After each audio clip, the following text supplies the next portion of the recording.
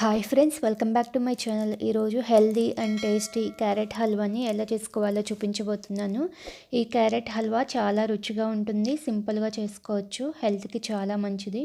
ఎలా చేసుకోవాలో ప్రాసెస్ చూసేద్దాము. ముందుగా 5 క్యారెట్లను శుభ్రంగా కడిగి ఇలా తురిమి పెట్టుకోవాలి. స్టవ్ ఆన్ చేసి కడాయి పెట్టుకొని 2 స్పూన్స్ నెయ్యి వేసుకోవాలి.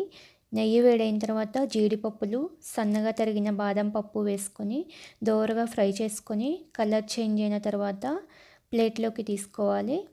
అదే నెయ్యిలో తురిమి పెట్టుకున్న క్యారెట్ని వేసుకోవాలి. ఫ్లేమ్ని మీడియం ఫ్లేమ్లో పెట్టుకొని పచ్చివాసన పోయే వరకు 5 నిమిషాలు ఫ్రై చేసుకోవాలి. ఇలా నెయ్యిలో క్యారెట్ని ఫ్రై చేసుకోవడం వల్ల హల్వా చాలా టేస్టీగా ఉంటుంది.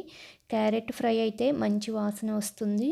క్యారెట్లో నీరంతా పోయి బాగా ఫ్రై అయిన తర్వాత 2 కప్పుల పాలను వేసుకోవాలి. పచ్చి పాలు అయినా వేసుకోవచ్చు, కాచి చల్లార్చిన పాలు అయినా వేసుకోవచ్చు. పాలు వేసుకున్నాక అంతా కలిసేలాగా బాగా మిక్స్ చేసుకోవాలి. మధ్య మధ్యలో కలుపుకుంటూ పాలన్నీ ఎగిరిపోయే వరకు ఉడికించుకోవాలి. మీడియం ఫ్లేమ్లో పెట్టుకొని మూత పెట్టి మధ్య మధ్యలో కలుపుకుంటూ 10 to 15 మినిట్స్ ఉడికించుకోవాలి.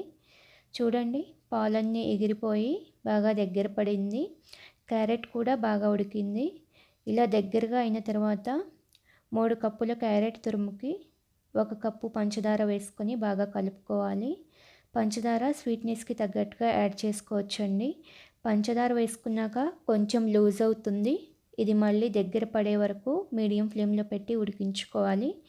చూడండి, హల్వా బాగా దగ్గర పడింది.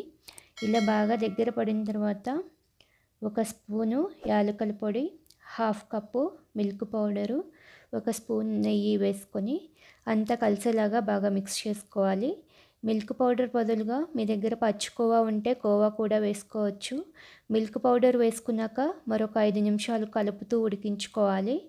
ముందుగా వేయించి పెట్టుకున్న డ్రై ఫ్రూట్స్ కూడా వేసుకొని అంతా కలిసేలాగా మిక్స్ చేసుకోవాలి.